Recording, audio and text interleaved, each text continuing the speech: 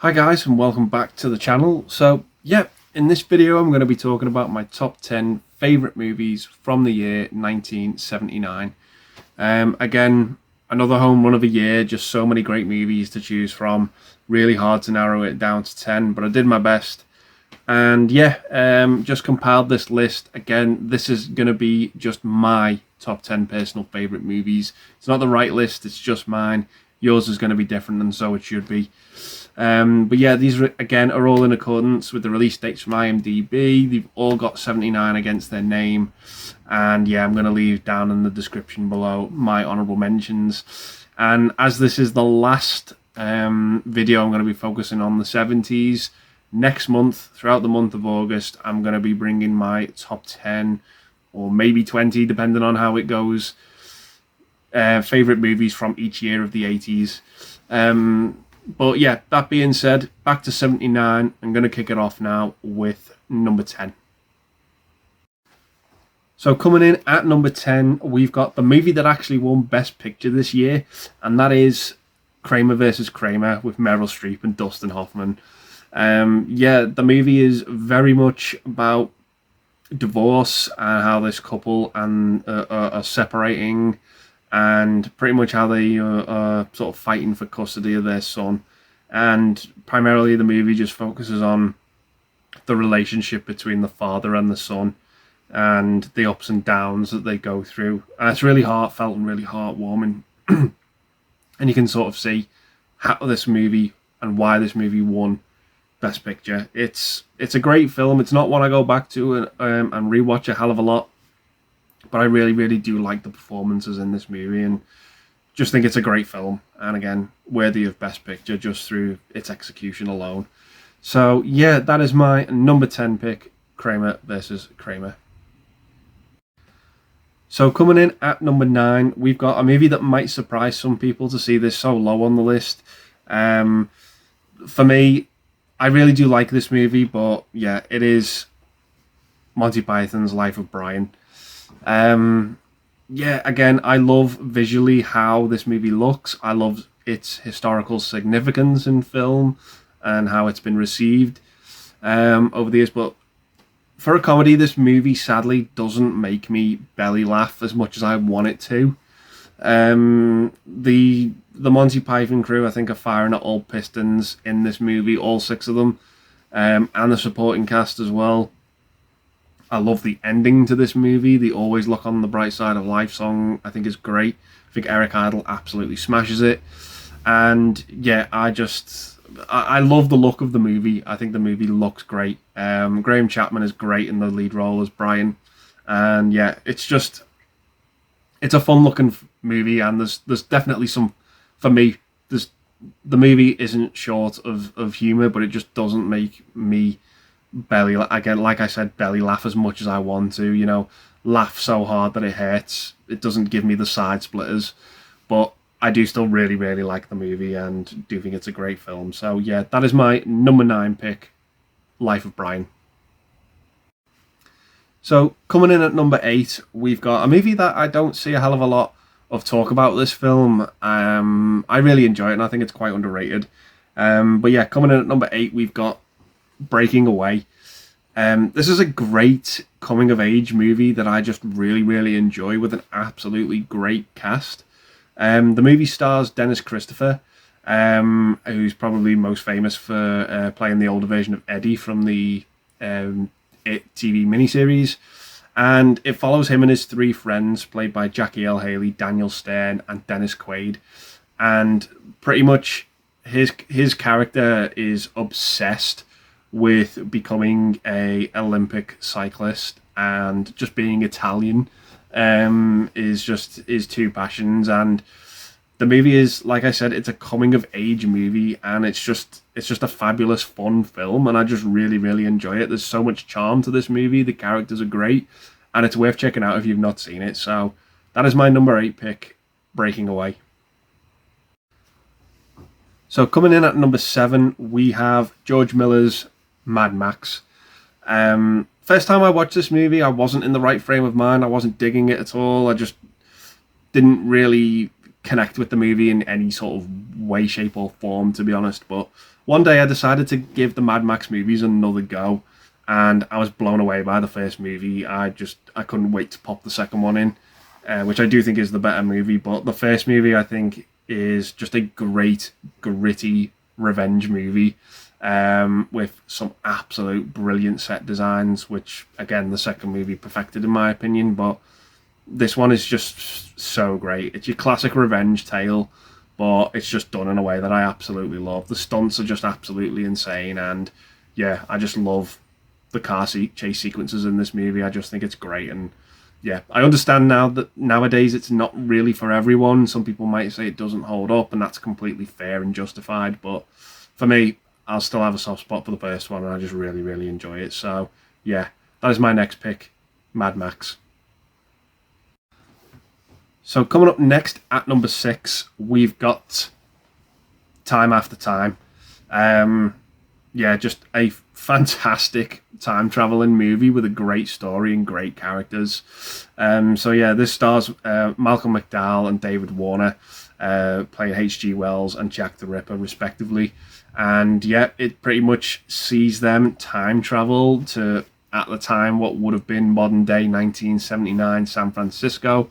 And H.G. Wells is just in the pursuit of Jack the Ripper and has to adapt to his surroundings and the current time that he's in. And yeah, I just think this is a fantastic movie. I think the two leads in Mary Steenburgen and Malcolm McDowell were great, and they'd obviously go on to, I think, marry in real life after this movie for a time period. But yeah, it's just a really, really awesome movie. Love the setting, love the story, and I just think it's great. So yeah, that is Time After Time. So coming up next at number 5, we have Clint Eastwood in Escape from Alcatraz. Yeah, just a brilliant, brilliant film. Really love this one. Really tense and suspenseful. The setting is great, obviously, with the Alcatraz prison. The movie obviously has an absolutely hated prison warden that we just absolutely detest in this film. He's just so horrible to the inmates, and Clint Eastwood and a few others have just decided, right, we're getting out of here. And obviously this was, of course, based on a true story as well. And yeah, I love this movie. I love how it pans out. I just think it's fantastic. And I was lucky enough to go to Alcatraz a couple of years ago, and they even said to this day that they're still looking for the people who escaped. There's still a reward out for any information on them, which I just thought was utterly insane. And just yeah, it was just so interesting and a really, really great movie. And yeah, just absolutely love this one. Another great Clint Eastwood movie. So yeah, that is my number 5 pick, Escape from Alcatraz.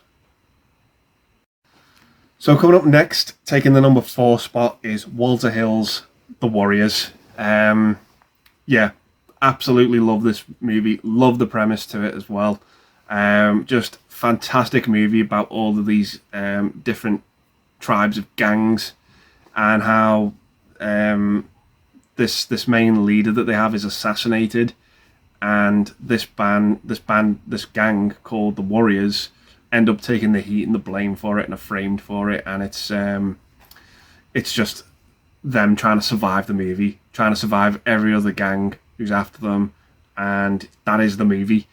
And it's just brilliant, and it leads to just some exceptional set pieces, a great soundtrack, a great villain as well.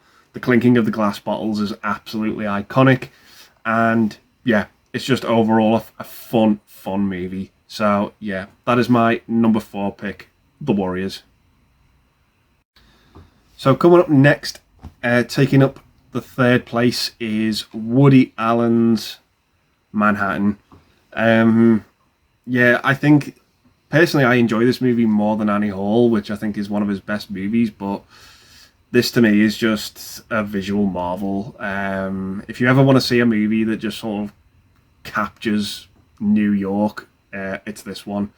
It's just wonderful to look at. The whole Rhapsody in Blue opening score is just amazing. And yeah, I just absolutely love this one, because Woody Allen sort of he makes these movies about interweaving relationships and all the crossovers that they can have. And I think this one is just displays his talent really well. And it's sad because I think he pretty much has disowned this movie. I don't think he really was proud with the final product, or he just didn't like it at all. But for me, it's a movie I really, really enjoy, and I love the complex relationships that he pens and directs so well, in my opinion. So yeah, that is my number 3 pick, Manhattan. So taking the silver medal at number 2 is Francis Ford Coppola's Apocalypse Now. Yeah, possibly one of the best war movies ever made. Even though I don't really think it touches on the war too much, as it does the psychological effect and damage that it can have on someone. Martin Sheen's character, of course, who's tasked with finding and bringing back Marlon Brando's character. And yeah, it's so draining in a good way, though. It just absolutely takes its toll on you to watch this movie. You're exhausted by the end of it, and it's just a visual marvel, and it just has to be seen to be experienced. The cast in this movie as well are just too many to name. It's just phenomenal filmmaking, this movie. And yeah, the ending can be a bit strenuous and not for everyone, and I understand that there is some animal cruelty in there, but yeah, I just think overall it's just such a well-made movie, and I really enjoy this one for what it is. So yeah, that is my number 2 pick, Apocalypse Now. So coming in at number 1, again, this was another movie for me that really, there was no debate about it being number 1. It just was for me. I absolutely loved it, and funnily enough, a movie I didn't like the first time I watched it. But yeah, coming in at number 1 is Ridley Scott's Alien. Just a fantastic premise. It's a horror movie, I think, in sheep's clothing. It's just absolutely wonderful, this movie. I love the characters in this movie. Ellen Ripley, I think, will go down in history as one of the best female leads, particularly for this and its sequel as well. But yeah, Alien for me is just absolutely fantastic. There's a director's cut of this movie which I actually prefer to watch over the theatrical. That might be a hot take, but I do enjoy that version of it more. But the premise is great. The effects in it are great. The gore in it is great, and yeah, I just really, really love this movie. Like I said, the characters you just absolutely connect with, and hate to see them meet their demise with this creature, the xenomorph. And yeah, it's just a brilliant setup, and I absolutely love it. It's Ridley Scott's Alien. It's fantastic, and one of my favourite opening title sequences as well. I just absolutely love it, how suspenseful it is. And yeah, I just think it's a great movie. So yeah, I can't say any more about it than that. That's my number 1 pick, Ridley Scott's Alien. So yeah, those are my top 10 favourite movies from the year 1979. I've had a blast rediscovering all of these movies from the 70s. I think that totals now 100 movies that I've talked about from the 70s, and yeah, I just absolutely love them, and I can't wait to get my teeth into the 80s, because that's possibly my favourite decade for film. But yeah, gonna leave it there, guys, and say thanks very much for watching. Stay safe, and I'll see you in the next one. Bye for now.